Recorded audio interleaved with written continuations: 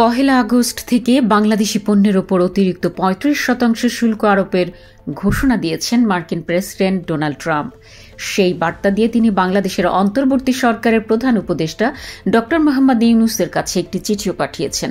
ফলে বাংলাদেশের রপ্তানি বাণিজ্যের আকাশে ৩ মাস আগে যে কালো মেঘ দেখা গিয়েছিল তাকে আর ঠেকানো যাচ্ছে না। বলা যায় অচিরেই তা ভয়ঙ্কর এক দুর্যোগ হিসেবে দেখা দিচ্ছে। যুক্তরাষ্ট্র গত এপ্রিলে তাদের বাজারে বাংলাদেশি পণ্যের ওপর ৩৭% অতিরিক্ত শুল্ক আরোপ করেছিল। তখন আগ্রাসী এই শুল্ক হার কার্যকর করার আগে সময় দেওয়ার জন্য ডোনাল্ড ট্রাম্পকে চিঠি লিখেছিলেন অন্তর্বর্তী সরকারের প্রধান উপদেষ্টা অধ্যাপক মোহাম্মদ ইউনূস। যদিও সব দেশের জন্য প্রযোজ্য, ট্রাম্প প্রশাসনের সাধারণ নীতি হিসেবে বাড়তি এই শুল্ক কার্যকরের আগে ৩ মাস সময় দিয়েছিলেন ট্রাম্প।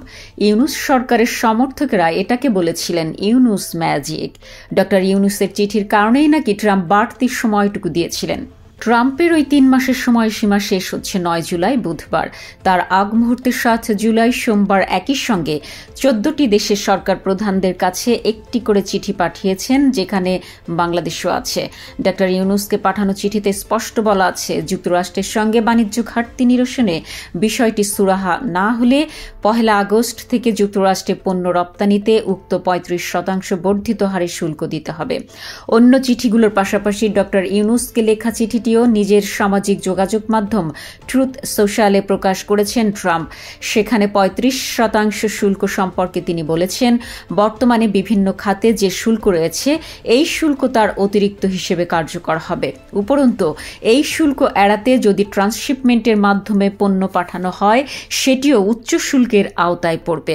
আর ট্রাম্প যেমনটা লিখেছেন, কোনো কারণে বাংলাদেশ যদি তার শুল্ক হার বাড়ানোর সিদ্ধান্ত নেয় তাহলে আপনি যে কোনো হারে শুল্ক বাড়াবেন, আমরা একই হারে পাল্টা শুল্ক আরোপ করব।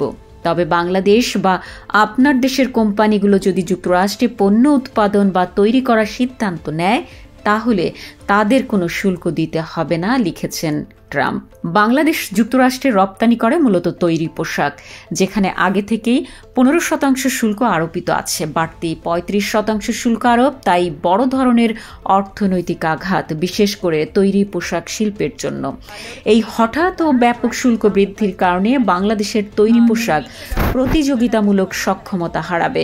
লক্ষণীয় এর মধ্যে বিশ্ব তৈরি পোশাক বাজারে বাংলাদেশের প্রধান প্রতিদ্বন্দ্বী ভিয়েতনামের সঙ্গে যুক্তরাষ্ট্রের বাণিজ্য চুক্তি হয়েছে, সেখানে শুল্ক অনেক কম বলে জানা গেছে। আরেক প্রতিদ্বন্দ্বী ভারতের সঙ্গে চুক্তির বিষয়টিও কাছাকাছি পৌঁছেছে বলে মার্কিন কর্মকর্তারা জানিয়েছেন, যা নিশ্চিতভাবে বাংলাদেশের চেয়ে অনেক কম হবে।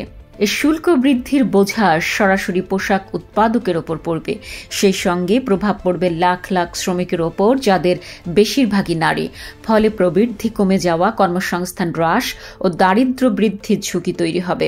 অর্থাৎ কেবল অর্থনৈতিক নয়, সামাজিক সংকটও সৃষ্টি হবে।